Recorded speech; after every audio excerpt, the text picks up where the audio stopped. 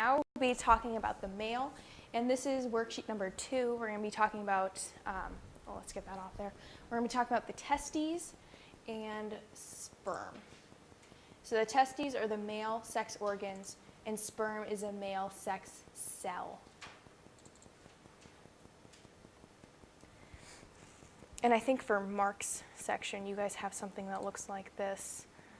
Where is it? Where is it? Nope.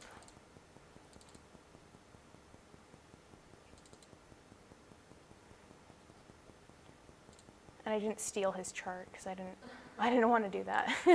That's something else. Let's see.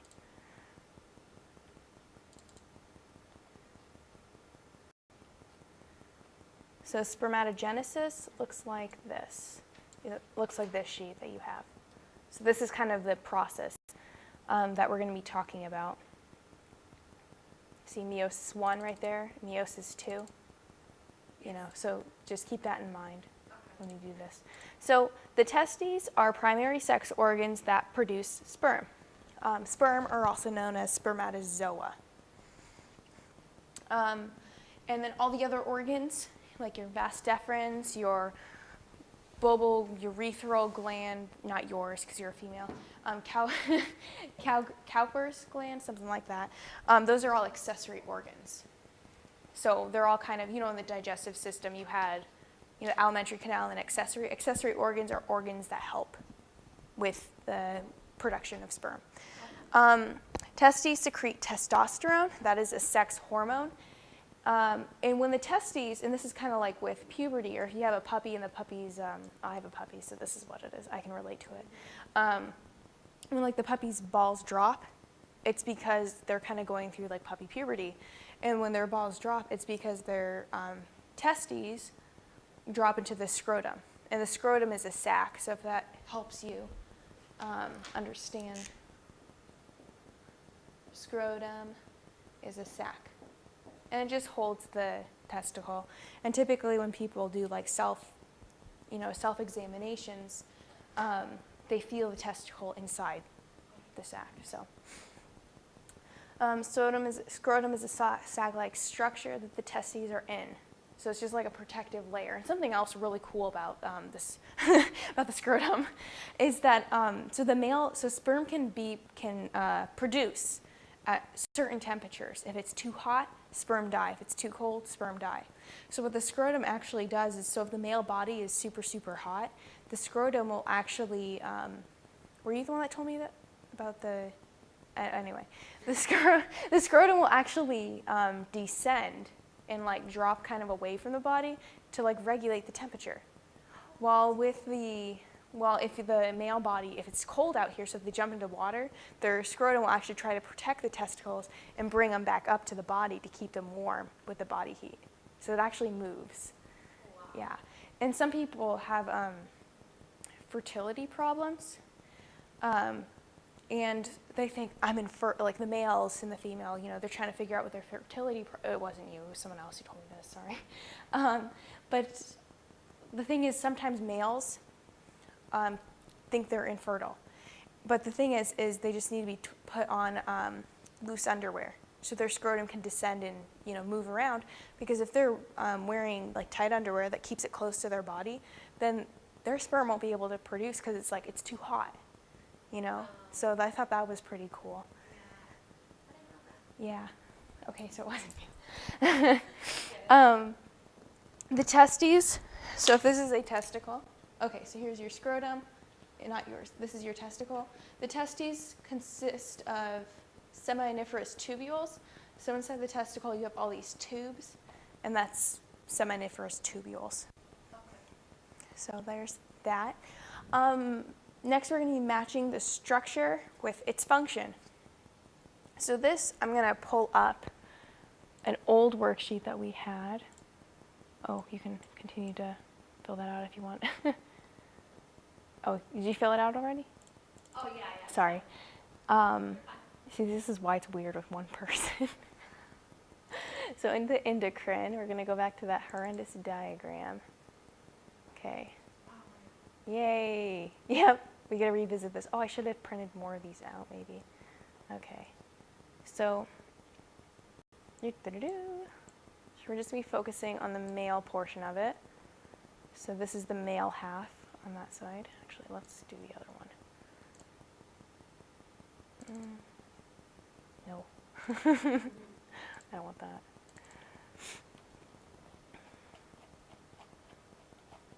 Okay.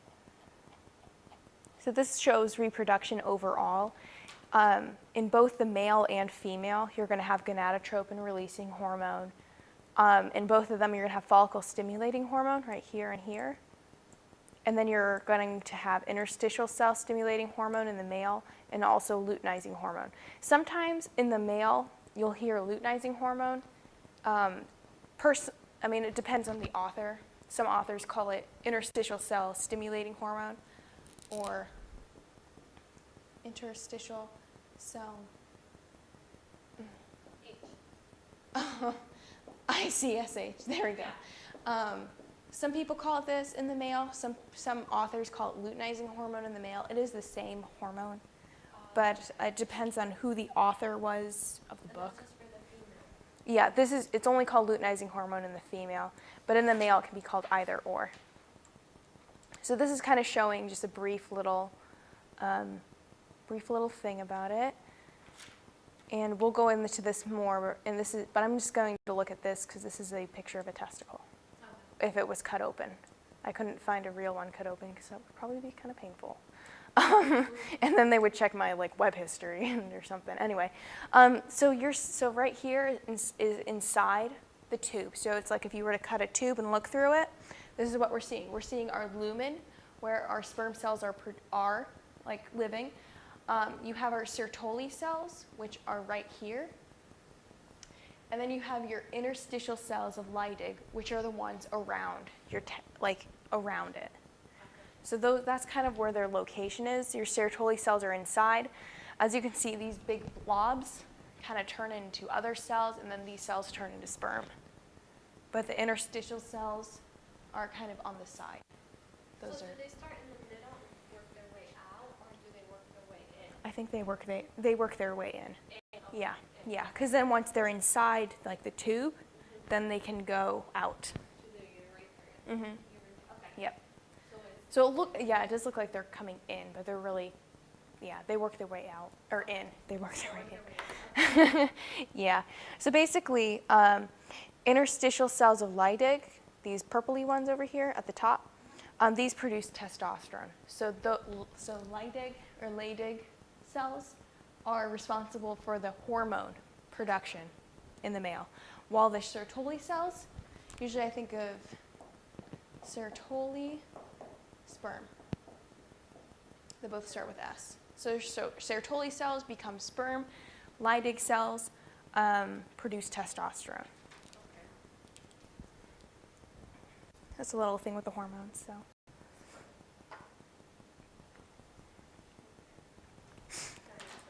Okay, I'm going to hop back to the other one. So seminiferous tubules, main site of sperm production. So the seminiferous tubules are the tubes inside the inside the testy. All these words. Interstitial cells of Leydig, and it's called Leydig just because that's who discovered them. So if that's why does this make sense? And these produce, or I think it's someone's name. I don't know. These cells produce testosterone. Okay. And then the Sertoli cells, also called, if you see this in your textbook, sustentacular. Yeah, it really means, but really you'll see Sertoli more often. These support and nourish sperm cells.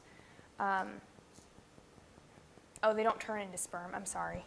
I said earlier that they did. They don't turn into sperm, but they nourish them. They give it nutrients. Okay, So yeah. So these, in that work in here, I said that this is food for sperm. So you have the food, in a human you have the food and you have the hormone. The food portion of it is coming from the Sertoli cells. Sertoli cells feed the sperm, and the cells of Leydig help them grow with hormones. Does that make sense? Yeah. But the sperm, I don't know why I said that, but the sperm themselves start out as spermatogonium. Okay. So I know I mixed this up on you. So the Sertoli cells are the blob. I thought they transform. Sertoli cells are the blob. These are the spermatogonium cells I pulled up. These turn into sperm. Okay. But the cells that lie dig produce hormones. I hope I didn't mix that up too much. So those are the ones trying to go in, and once Yeah. they're in there, then they become. Then they become sperm and they can go out. Okay. So Sertoli cells do not turn into sperm, but they nourish them.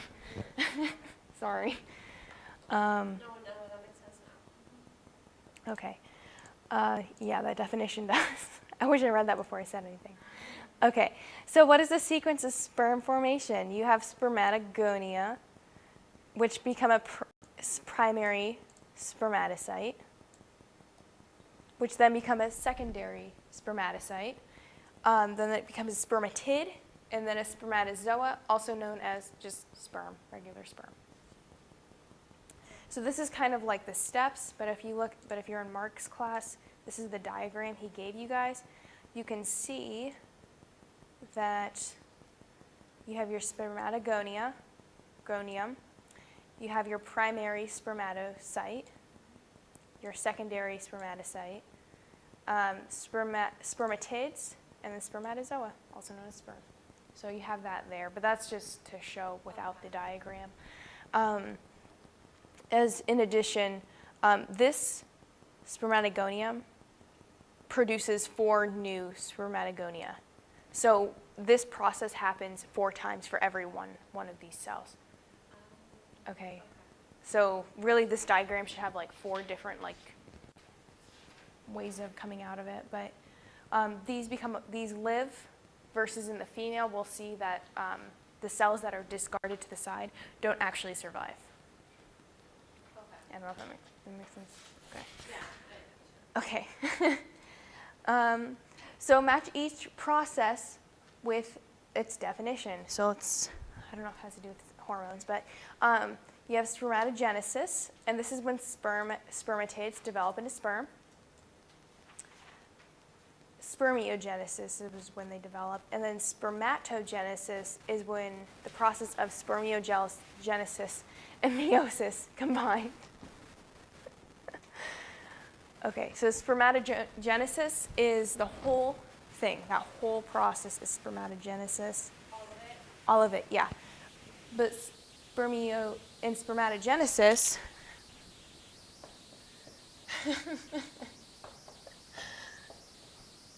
has 2 parts. The first part is meiosis. The second part is spermiogenesis.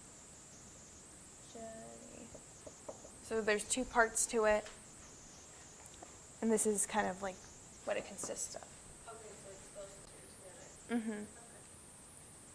Yeah, it's kind of hard with all the words. I'm even tripping up up here. So overall, spermatogenesis, this one big process, begins with 1 spermatocyte and ends with 4 sperm cells. Okay, So for every 1, you have 4, which is great, right? Great for men. They can go and impregnate as much as they want. So you have 1, and you end up with 4. 4 lively sperm.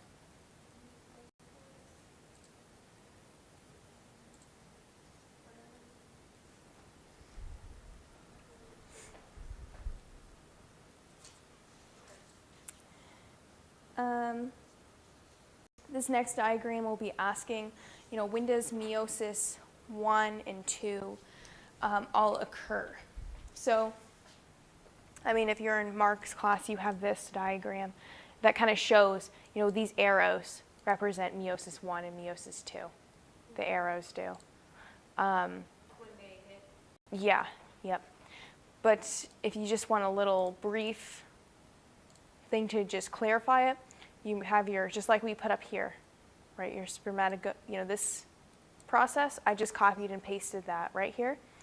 And I just put in meiosis, meiosis 1, meiosis 2, and those are the arrows that when it changes, that is the process. Okay.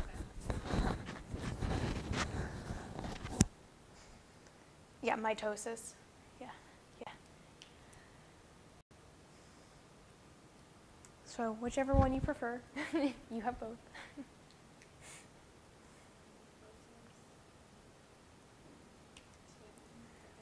So you can see, primary. Primary means 1, meiosis 1. Secondary, meiosis 2. Inside your graph with Mark, meiosis 2 has 2, just like with the other diagram that we had, right? Meiosis 2, you're dealing with 2 cells. So there's 2 here. Primary, that goes through meiosis 1, is just 1 cell. Just the one. Okay. Yeah, if that kind of That helps. makes sense. Yeah. Okay, good. Yes. So this is kind of like shows just, clarification, breakdown. What are the characteristics of each part of a sperm cell? Well, you have your head, you have the midpiece, and the tail. The head has something called like an acrosome cap, and this is an enzyme. So during fertilization, basically you have your egg, and the sperm kind of, wiggle their way in. But in order to get inside, they need something to help like dissolve through the egg's layer because the egg's layer is very thick. So the acrosome caps have enzymes that I think penetrate is the word I use, and he may use it too, but they're used to kind of like penetrate and find their way to the egg to get through the first layer. Okay. A midpiece, midpiece contains mitochondria, so you can think midpiece mitochondria, they both start with M. Okay. And this is where a lot of the energy comes from. So mitochondria produces ATP, which is also energy, and this will give the sperm energy to swim. Because the sperm, want to swim and get to the egg first because then they'll be able to be alive as like a baby, it's survival. If they don't swim fast enough, well, they die. Yeah. And nobody likes that. And then lastly, we have the tail, which contains microtubules that propel the sperm. So, Microtubules would be. yeah. I don't know. It would be, let's look at Mark's again. He has a picture. So if you look, the microtubules are see, we have our head, and you have the cap on it. I don't know if you can see, it's kind of white. You then have your mid-piece, which has all the energy. Okay. And then the microtubule is this long piece there, and it's kind of like a fin. It doesn't have energy inside of it, but it propels. Propel means like it steers it in the right direction. And so that's why they swim like that. That's their microtubules. Okay, so that's what it is. Okay. Yeah. It's its tail, really. But and then if you want to draw out spermatogenesis, there's a space down here provided for you. So again, if you have Mark's, if you want to redraw it and keep your notes all together, I just didn't quite know what to do with that space. So I was like, well, if they want to draw it, they can. Okay. So, but do you want to take the time to draw, or do you want to skip to the I think we can skip. next? I actually just did that Oh. for our study guide. Oh, cool. Okay, very nice. Yeah, that's All right. So we're going to continue with the male and move on to, what is this, worksheet number 3 next? Yes, the male gland. Yep, okay, male, okay. Now we're gonna go to worksheet number 3, and I'm just continuing the recording. So there's different types of glands in the male. You have, oh dear, you have external glands, or external organs, you have accessory organs, and you have accessory glands. The difference between an organ and a gland is the gland actually produces a hormone or a substance. The accessory organs are like more so like the tubes. They're tubes that the sperm travel through, and the external organs are like basically genitalia, your scrotum and the penis. So yeah, just the outside stuff. Let's zoom out a little bit. Oh, hello. And the main, let's see how much of this. So I'm going to start with accessory glands and work my way toward external. So the accessory glands consist of the seminal vesicles, the prostate gland, and bulbourethral gland, and these function in providing sperm with nutrients and contain buffer to neutralize the vagina's acid secretions. because if you think about sperm, if they go into an acidic environment, they're not going to like it. But the female's vagina is really acidic because it's trying to fight off all bacteria that's supposed to that tries to get up inside there. So in order for the sperm to survive, the male will secrete semen, which is a combination of sperm, nutrients, and buffer, so that way the sperm don't die, if that makes sense. Yes. So we contain buffer.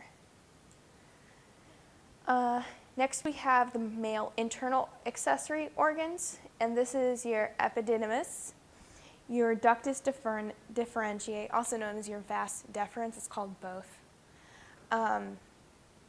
You have your ejaculatory ducts, the urethra, which is the outside portion, it's inside, but it's also what males pee through, I guess. Your seminal vesicles, the seminal vesicles, the prostate gland, and the bulbourethral gland. These are also classified as internal organs. Yeah, so they're both glands and they're organs. So you'll see that too.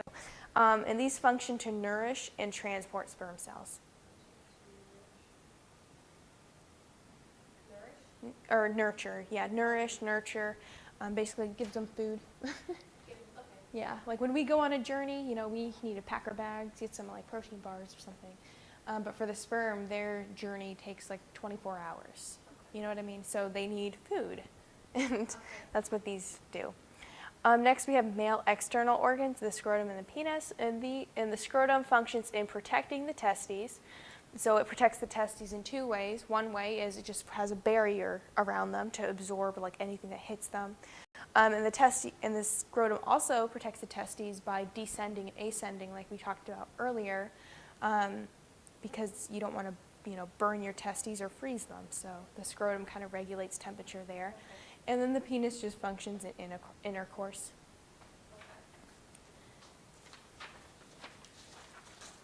So next portion, did you get all that okay? Next portion, we're going to be looking at the internal accessory organs and its functions. So the internal organs include all of these in the middle right here. And we're just going to be looking at their definitions. And so the first portion of it, you have your epididymis, vas deferens, ejaculatory ducts, and seminal vesicles. Your ejaculatory ducts, and when you see this in the picture, it is both the vas deferens and the seminal vesicle. So let's look at a male picture. Okay. Great. I hope no one walks by in the hallway. Let's look at male genitalia. Male ejaculatory ducts. I'm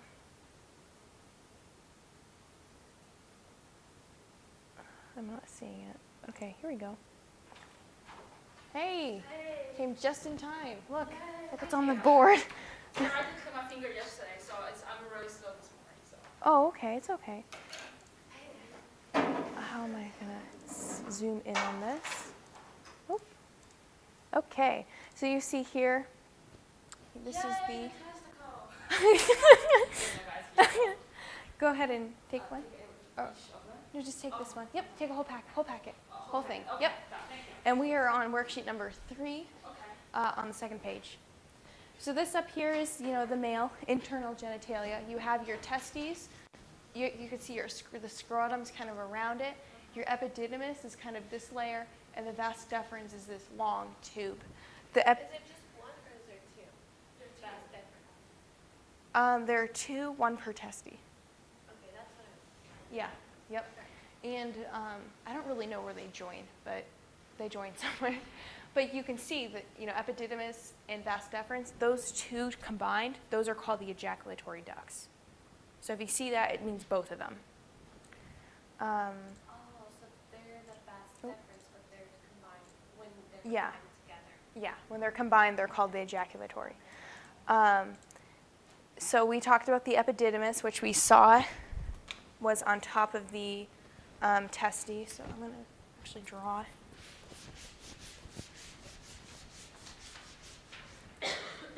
So this is your testy. This is the scrotum, and it consists of seminal vesicles. The seminal vesicles then come up and about and form the epididymis. Shoot.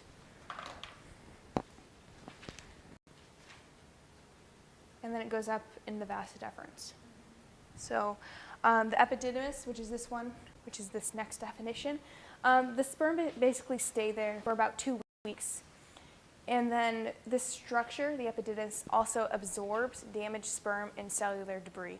So it's basically where they kind of mature for a little while. They kind of hang out in the epididymis.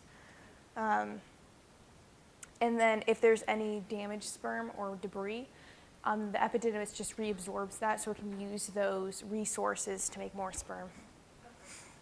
Very efficient. The vas deferens, also known as the ductus deferens, is this tube right here that kind of leads up. And this functions with peristalsis. It kind of pushes, because if you look at the diagram, it goes up, you have gravity, so it kind of, Okay, so yeah. I'm a little confused. So it's not, that will always be a vas deferens, Mhm. but it's only, when it's only one, it's ductus deferens? Or is it Ductus deferens. It's when called, It's two, it's, when you're talking about the two of them, it's ejaculatory ducts. yeah, when you're talking about both the epididymis and the, yeah, combined, they're both ejaculatory ducts. When they're both. Mhm. But when it's only one. One of it's them. Mhm. Ductus deferens. Vas deferens is what this shows. That's Yeah, the one I just put ductus deferens because it can also be called that. So if you see it pop up on your exam, then maybe that'll be something that you'll be like, oh, I've seen this before, you know. Okay. But I yeah, just wasn't sure how many there were. I'm like, how many? yeah, it's just, and it's plural too, which is kind of irritating. But yeah, Well, if it's plural, it's just one, right? Like, yeah, just one. Okay. yeah. So, but yeah, combined, these are the ejaculatory ducts. Okay, that's so. what was throwing me off. I'm like, how many? Is everything out? Don't worry about it. Sorry, I just thought No, you're fine. You're fine. And then the seminal vesicles, also known as the seminal glands, these secrete an alkaline fluid to regulate pH. So, like I said earlier, you know, the vagina is really, really acidic, and if sperm gets secreted into there into an acidic environment, they're not gonna live. Yeah, they're gonna die. Yeah, bye, bye, baby. Pretty much. Another thing too is this alkaline fluid, this alkaline buffer, contributes to the most volume of semen. So semen is mostly alkaline in some sperm. Okay. You know. In addition, the seminal vesicles secrete fructose, which is sugar. Like we like sugar for energy, well, so do sperm.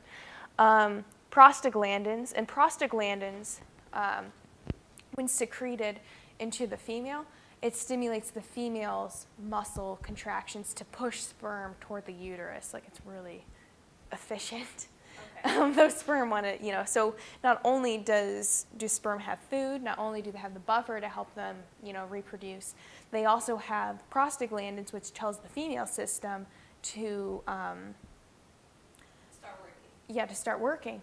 And I believe an orgasm is when you have that internal movement, you know. So I think that comes from the prostaglandins. And then lastly, we have fibrinogen. And fibrinogen, I thought that was a clotting. Is that a clotting? Yeah. It is clotting? Okay. Yeah, I'm thinking fibronectin, which is something different. Yeah, that's why I'm getting confused. So fibrinogen is a clotting thing. I think that just helps like maintain its consistency when it enters. In your seminal vesicles, that provides the fructose, prostaglandins, and fibrinogen are all located. Where's my picture? Oh, I don't know why that's there. Oh, okay.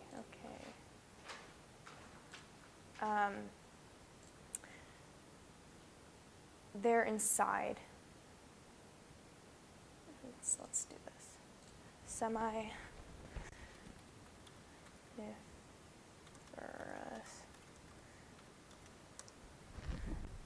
woohoo. I spelled that wrong. So when you look at this, here we go. Well, they're kind of, I can't find a good picture. Yeah, this is like them cut, like you said. They're inside the testy. They're the tubes inside. They're the seminiferous tubules are the tubes inside the testy that kind of look like this. This is showing pictures of them like being cut in half, or you could see them. So, yep.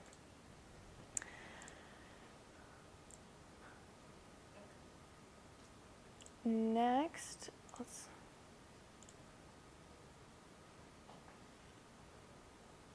oh, wait a minute. I'm sorry. Okay, I lied. Okay, so the seminiferous tubules are inside the testy. I read this wrong. It was asking about the seminal vesicle. Even I get confused. So the seminal vesicle, right here, I can zoom in more. I keep screwing up. Okay. Right here, this vesicle secretes, it secretes the fruit, all of the prostaglandins and everything, and it just puts it into this tube, so it can be through the urethra. So this is where the ejaculatory ducts kind of flow through. As that fluid is coming through, the seminal vesicle will secrete the semen, the alkaline fluid, and everything, so the sperm can eat. I thought that was asking for another definition, but that was wrong. So,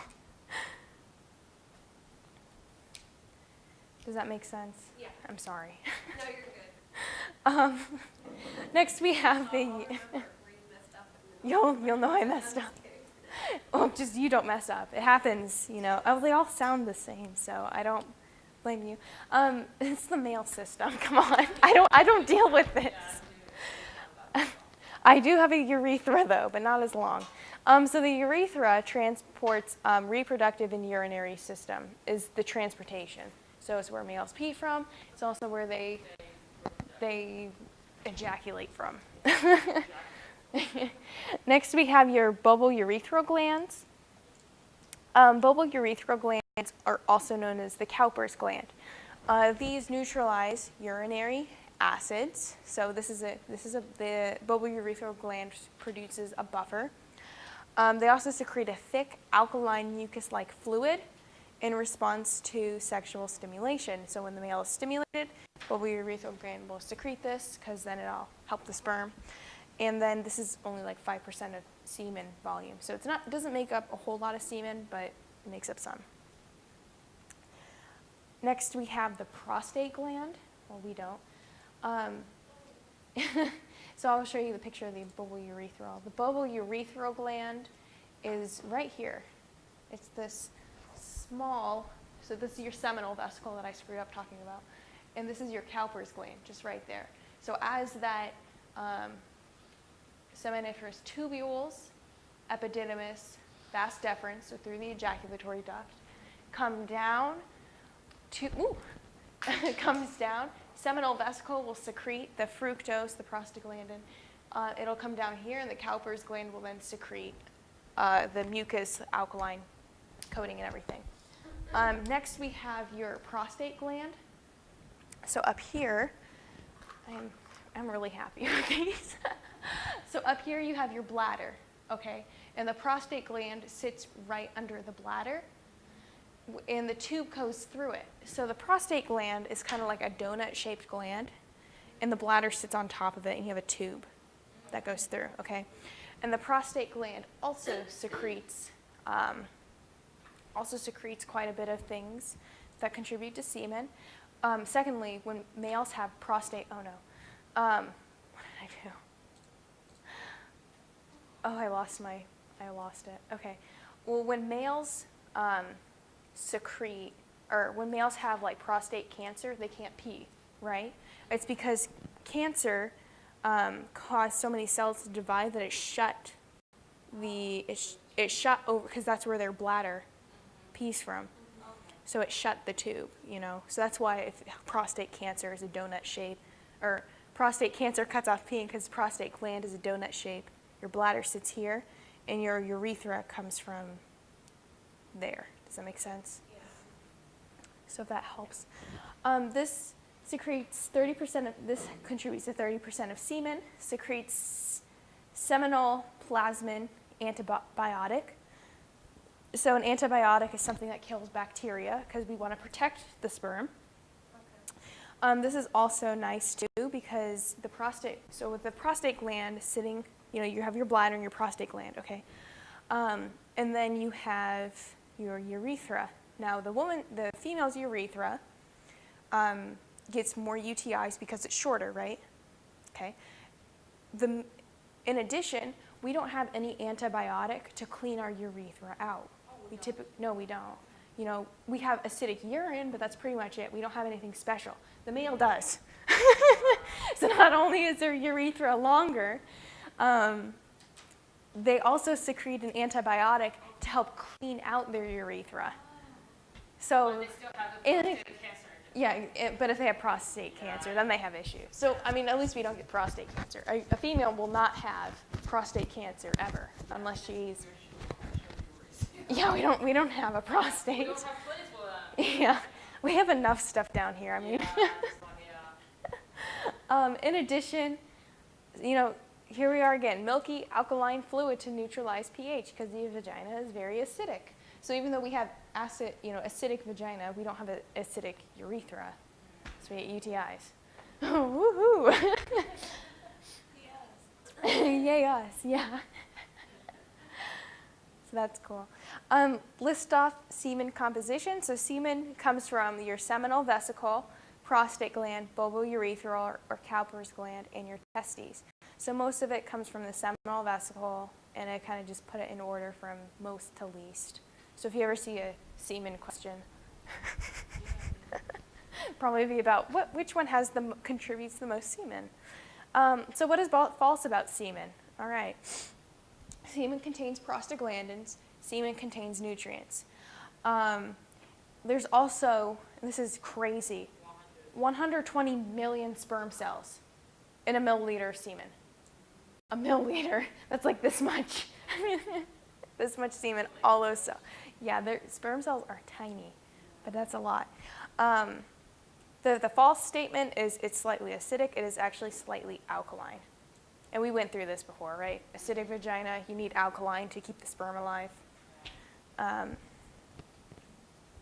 so it's alkaline. Yeah, base. So theirs is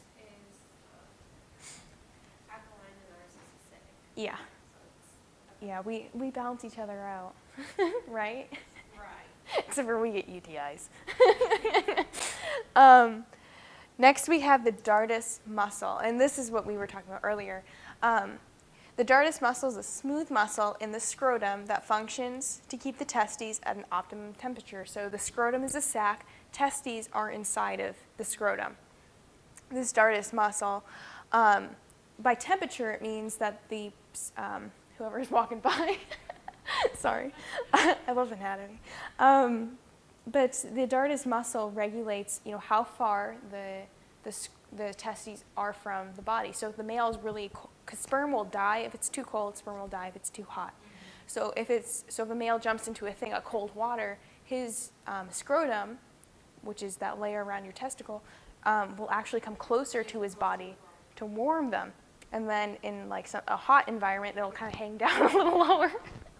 So that's called the dartus muscle. So if you see, that has to do with the testes and temperature. Next, we're going to talk about the penis. There are 3 portions of this. You got your body, your glans penis, and your prepuce, also known as the foreskin.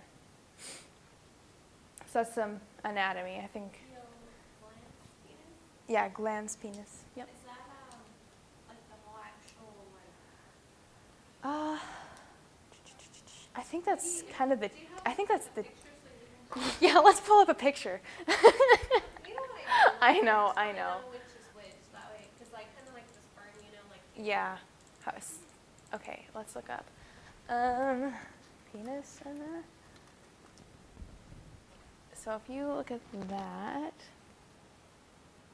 maybe this one will show it. I mean, I guess I can look it up later, but I think I'll just. It's cool. I think I'll give someone a kick, whoever's on like web security or something. What were you looking at? There it is. Okay, there we go. That's what we want. Yeah, woohoo. So this is the body, also known as the shaft. That's the longer portion. Okay. On the tip of it, you'll have your glands, which is there. And typically, if someone is circumcised, so the foreskin is the layer above it. So if someone is circumcised, you'll see this on them, on your partner. If they weren't, then you probably won't see it. It'll be inside. And it's the Prepuce. Okay, and that one is, sorry. Just the foreskin. Oh. Yeah. And actually a circumcision, I've seen them in clinical, and it's like, oh.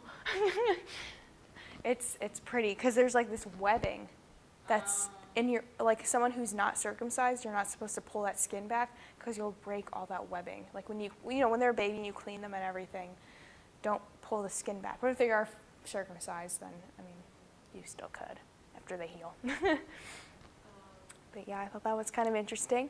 What is the false of erection? So erection is just basically, so we're going to talk about erection and orgasm. So the erection is just when it gets hard. When a male gets like really turned on, he gets hard or whatever. Turned on. There we go. There we go. Yes. You put answer next to it, actually. Huh? You provide answer just next to it. Yeah. Yep. There's the answer right there. So the erection, like a lot of people would think that, if you get turned on, you get really excited.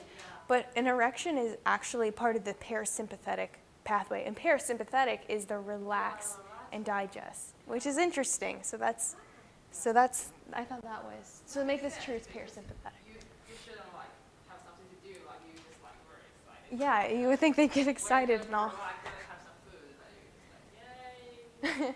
Well, I guess the way you could think about it is the parasympathetic, the things we need in life: sleep, food, and sex. And that's a parasympathetic.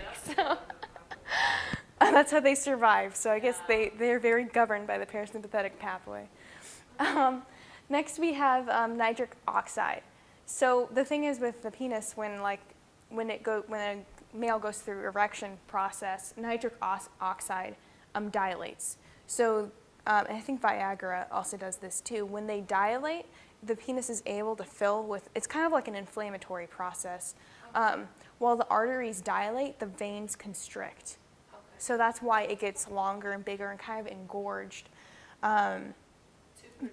To produce. Well, the thing is too is, this is kind of weird, but imagine like a straw, okay? Now the straw represents your like the vagina, okay? Think about putting like a noodle, like trying to get a spaghetti noodle in there versus a pipe cleaner. Which one's gonna get more in there? That's how we function. So they have to erect in order to produce sperm because that's more like in there versus like limp, it's not very efficient. Yeah. So that's pretty neat. They have jobs to do, so. Yeah, you got a job to do. This You can't be that slow. you can't be slumped. Sloppy, just Sloppy. Oh gosh. I love you. Oh, nice. So pressure. So with an erection, pressure from an arterial blood compresses the veins. So while the arterial blood increases, the veins are compressed, and that allows blood to pool inside the penis. Kind of like with inflammation, one end pinches, one end dilates. It's kind of like that, but not really big. The same idea. One gets smaller, the other one gets bigger. We increase blood flow.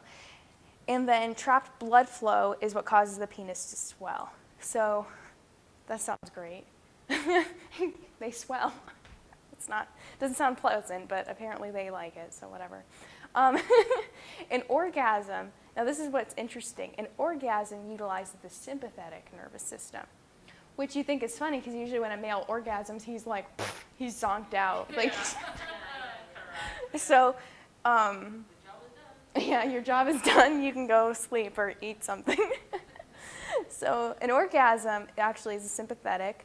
It utilizes both. It is both a physical and psychological release. That's why they zonk out. So that's why they literally they survive on orgasm. I think we do too, but not as much. So when sperm move into the urethra, this is emission. So when sperm is moving through, so when sperm moves from all this. You have your cowpers, your vesicle. This is the prostate is here. When it moves into the urethra, so still inside the body, it's called emission. But when it comes out of the penis, that's ejaculation. So when it's outside, it's kind of like a volcano, okay? Inside, just saying, when it's inside the earth, it's called magma, right? Yeah. But when it erupts, it's called lava. So for earth science people, if that's something that. Yeah, sure. Just don't tell your guy. Oh my gosh. Mm-hmm. Yeah. So it's just two different things. It's kind of like the process also. So if you see something, the process of sperm moving into the urethra. Next we have hormones, matching them with their functions. And we're going to go through these definitions, and then I'm going to, let me look, is that all we got? Yeah, okay. So we're going to go through the hormones, and I'll pull up the endocrine one that I had. I should have printed that out for you guys. So we have, the first one is gonadotropin-releasing hormone. And this is the first hormone that's secreted. It is secreted by the hypothalamus, and it goes to the anterior pituitary gland.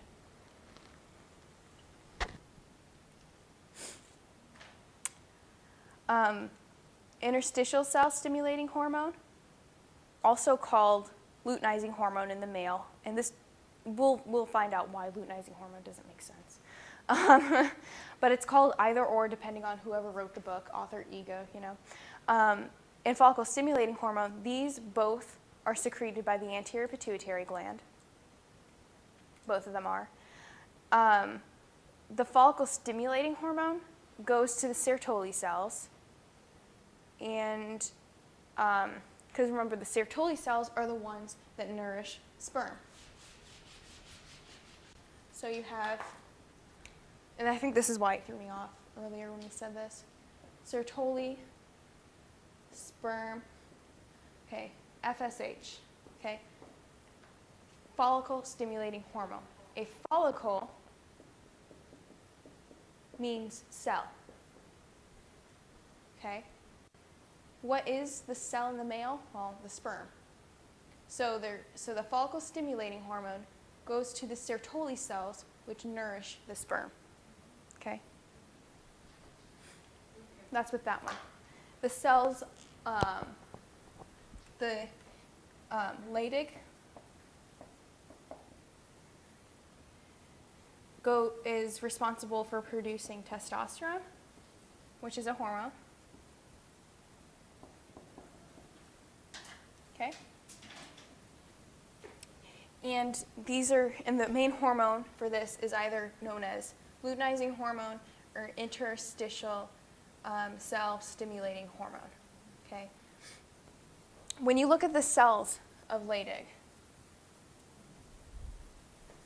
and I'm going to pull this up in the endocrine worksheet that we had, the cells of Leydig are up here, are on the outside. So this is your seminiferous tubule, inside the testy.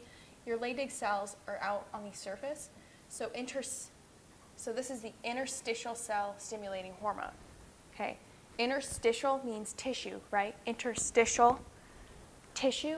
It is the tissue around the testes. Which one? Interstitial. So this is, yeah. So this is the hormone. This is the hormone, but that tissue is called Leydig. The tissue around it is called Leydig cells, Leydig tissue, or Leydig, or however they say it. The one that starts with an L. And these, so you produce either luteinizing, it's called, it's the same hormone, but whoever says it, cells of Leydig, or luteinizing hormone or interstitial cell stimulating hormone. These will go to your cells of Leydig, and your cells of Leydig will then produce testosterone, which helps the sperm. It's like growth hormone for the sperm. So there's that. In addition, if you see this luteinizing hormone, that's my biggest pet peeve. Luteinizing hormone, Leydig, they both start with L. If that helps you too. Or in the I kind of, you can kind of make it look like an L if you really wanted it to. Lowercase L. So if that kind of helps you know which one does what, there's that. And we'll go, let's see. Yeah, we're going to look over the next two definitions, and then we're going to look at the endocrine thing. That's that. So next we have androgen, testosterone, and inhibin. Androgen, interstitial cells in the male testes produce most of this hormone. So our interstitial cells, Leydig cells, produce a lot of androgen. And androgen in the female is responsible for female sexual response. But in the male, it might be similar to that, but it's not as much. Like in the female, if the female has androgen, it's for sexual stimulation. But androgen in the male does other things along with that. They have enough of it. The next one we have is testosterone. And testosterone is a classification of androgen. So you have androgen, testosterone. So I know it's kind of. It's like the same thing, but it's just called different. Yeah, but if you see it, testosterone is more known for male. Okay. Testosterone is the most important androgen in the male. And something I read the other day is when testosterone, it's all in the body, and the male is, if you have too much testosterone, they're kind of aggressive and everything. But something interesting is when testosterone enters a certain portion in the brain, it turns into estrogen. For males? For males, yeah. And females do have some testosterone, but not like a whole lot, not enough. But I thought that was just interesting, so it's like, who's got all the estrogen, This is probably why some females, when they get pregnant too, they're like really irrational. It's because of all their hormones. But yeah, I thought that was cool. I don't quite know the validity of it, but it's still a cool theory. But the next thing we have is inhibin. And inhibin is secreted by Sertoli cells, and these inhibit the oversecretion of follicle-stimulating hormone. So like we said, follicle-stimulating hormone causes the male to produce more sperm. However, if you're producing too much sperm, like they produce too much, yeah, only like, what was it, 120 million every like little milliliter? Yeah, that's great. But if the body's producing too much sperm and it doesn't have enough nutrients for the sperm, so inhibin is what tells, To stop. yeah, stop producing sperm, slow down, there's too much. We need to make sure we have a little bit of healthy sperm versus a ton of unhealthy, defective sperm. So, yeah, defective. Is this how, like, if there's too much that's not healthy or nourishing well, Yeah, then they can get into effective yeah. kind of thing? Yeah, that could be too. But you could have, if you have defective sperm, well, you don't have the right chromosomes, it's not healthy. The thing is, though, with those sperm, they typically die. And that's like survival of the fittest, right? The most fit sperm is what will produce the baby. Okay. But if that sperm comes in contact with the egg and somehow, I can see why that would cause an issue. But typically, I think the defective ones would die, Okay. which leads some males to be infertile. Unless they're wearing tight underwear, right? Because they can't descend in their scrotum. So let's go back to the endocrine. I'm going to scroll up really fast. This is the basic overview. Okay. Yeah, this is from endocrine. On the what side do you guys have it? On the left side is what we're going to be looking at. We're going to look at the female later. But this is the overview of reproduction. I'll zoom in. Your hypothalamus is in the brain, so is your pituitary. The trigger is male puberty, stimulates the production of gonadotropin-releasing hormone. So when someone goes through puberty, in the female, actually, do you know why female girl? So back in the day, right? Like I didn't go through puberty till I turned like 14. But then you have girls nowadays who are going through puberty when they're like 9, which is crazy. And do you guys kind of know why that is in females? Too much hormones, yeah. They have too much hormones. Do you know where those are coming from? Milk. It could be coming from milk, yeah. But it's actually when females are younger and they're overweight, their fat cells produce estrogen. And the estrogen is what's causing all these little 9-year-olds to go through puberty early. Because your body thinks that you're naturally going through puberty when they really have too much estrogen. So that's... estrogen... So little girls, like when I was growing up, I mean, something else too is I was the last person of my friends to go through puberty because I was a skinny kid, you know? But younger girls nowadays, the diet is not as well. They're more overweight. So because they're overweight, normal fat cells produce estrogen. But if you're overweight, you have too much estrogen. And having too much estrogen is what's causing all these 9-year-olds to go through puberty so early. So it's a hormonal thing. In the male, I don't know why they go through puberty. Oh, okay. I just want But- to know because my daughter, she's like that, so I wouldn't Oh, a little. I mean, that's not a problem. I mean, it's just what it is. But I think that's interesting. Like, yeah. it shows really. Some kids probably they have Yeah. vulnerability, like where it's still biological things. So Yeah. so that's Yeah. why they're still. Well, typically it is. You know, if you're fat enough to support a baby, Yeah. great. Yeah. That is your function in life, is to produce children.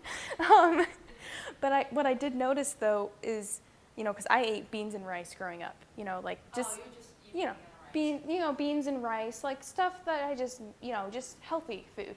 Well, a couple of my friends, they were eating like all this junk food and fries and stuff. So like when I got back from, you know, there was a summer, and then I come back and I'm like, you guys have boobs. You know, because they just went through puberty, but it was because they were more overweight. Like I thought there's something wrong with me. I'm like, why am I not? You know, and it's just because our bodies were different and our diet was different. So you hear the term late bloomers, but typically late bloomers are typically skinnier, just because. So that's with females. With males, they kind of go through puberty same time. Like they don't really know why males go through puberty. You know what I mean? They just go through puberty, kind of like how females go through puberty when they have enough estrogen, which is when they're fat enough. Because when they're fat, you know, because when you get bigger, like as a teenager, you also get fat distribution, and that's what triggers you to go through puberty. With males, not really known. I'm not a guy, so I'm not really interested. But yeah, so that's the stimulant. Okay, so male puberty. All right. I just want to talk about the female body. So the hypothalamus and the. Female, of course. We don't want to talk about our part. I know. Their parts come first. Well, because we'll talk about the menstrual cycle and everything that's kind of toward the end. So we have your hypothalamus releases gonadotropin releasing hormone. A gonad means sex. So if you see the word organ, it also means sex organ. A gonad. Gonadotropin. Tropin means to grow. So this hormone causes growth of your gonads, or growth of your sex cells, or sex organs. It'll go to the anterior pituitary gland. The anterior pituitary gland will secrete follicle-stimulating hormone, which does what? Testosterone? No. Follicle. They just like let them produce more sperm. Yeah, it goes to the Sertoli cells. Sertoli? Yeah. Sertoli, yeah. And the other one is interstitial cell stimulating hormone. It can also be called luteinizing hormone. That one's the one that does the testosterone. Testosterone. Yep. So this is the basic overview And this is circling the testy because that's the primary sex organ, right? The rest of these are just accessory organs and glands. The outcome of puberty is maturation of sperm cells and the production of testosterone. So the maturation of sperm cells comes from Sertoli because Sertoli cells are feeding them. Testosterone is just telling them to grow. So that's the main outcome. So this diagram is a little bit confusing, but it kind of shows. It shows it in the process. So just like at the top one, come here. You have your hypothalamus, produces gonadotropin releasing hormone. Gonadotropin releasing hormone then goes to the anterior pituitary. You have your follicle stimulating hormone. Can you guys see that okay? Okay. And then you have your interstitial cell stimulating hormone, also known as luteinizing hormone, which it should not be called luteinizing hormone. Males don't have a luteus, only females do. So the interstitial cell stimulating hormone will go to the interstitial cells of Leydig, which are out here. They're the interstitial. Stitial means tissue, right? And then they will produce testosterone. Yep. The follicle stimulating hormone will then go to the Sertoli cells, so the Sertoli cells can feed the sperm. So it'll come down here to Sertoli cells. Sertoli cells are this blob. These little guys are sperm in progress, and these are sperm.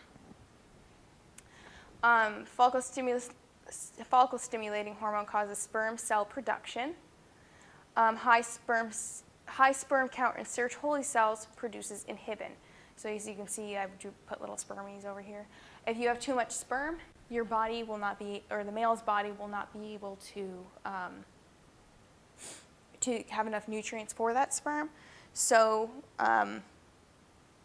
inhibin will be produced and say, hey, you got enough sperm, 120 million per milliliter. It's too much, you're done. So you'll produce inhibin, and that'll tell the hypothalamus to stop producing follicle stimulating hormone. Does that kind of make a little bit more sense? Yeah. Okay, that's good. Because I know when we started, I said something backwards, and that wasn't right. Yeah, that makes sense now. Now it does. Now it does. So enlargement of the testes is a primary sex characteristic that testosterone does. So basically, when males go through puberty, they get, their testes get bigger, and we'll just let them be happy with that. But some other secondary sex characteristics. Okay, secondary ones. And these are ones that are secondary sex characteristics are influenced by sex cells, but they're not actual sexual functions. Okay, so this is like thickening of the vocal cords, enlargement of the larynx, so they get a deep voice. They also have increased muscular growth. That's great. They get muscular growth, and we get fat distribution. And something else, too, is they get broad shoulders and narrow hips, while we get big hips. Yeah, that's great. Now we got to change our pants. They also have increased body hair. So, that's, they got to have something, right? They also have thicker skin. Thicker skin, yes, but not like rhino thick. It just gets thicker. They get.